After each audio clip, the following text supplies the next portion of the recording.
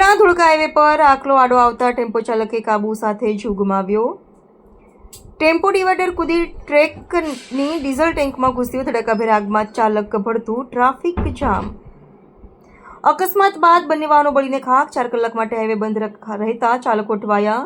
Kheda Dholka highway ઉપર ગાંધીપુરા પાસે શુક્રવારે મોડી રાત્રે ટ્રક અને આઈસર વચ્ચે અકસ્માત થતા ટ્રક અને એક આઈસરમાં આગ લાગી હતી, જેમાં એક આઈસરના ડ્રાઈવરનું આગમાં જીવતા પૂંજાઈ જવાના કારણે મોત નીપજ્યું હતું, જ્યારે ટ્રક ડ્રાઈવરનો આ બાદ બચાવ થયો હતો। અકસ્માત અને આગ લાગવાની ઘટનાને પગલે મોટી સંખ્યામાં લોકોના ટોળેટોળા ઉમટી પડ્યા હતા। આખલો આડો આવતા અકસ્માત સર્જાયો હતો।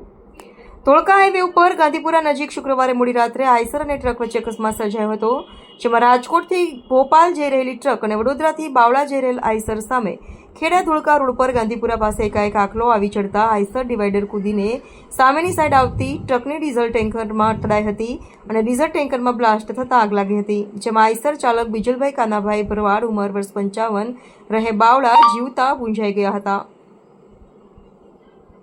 જ્યારે તેમની બાજુમાં આઈસર બેઠેલો એક યુવક કૂદી પડતા બચાવ થયો હતો।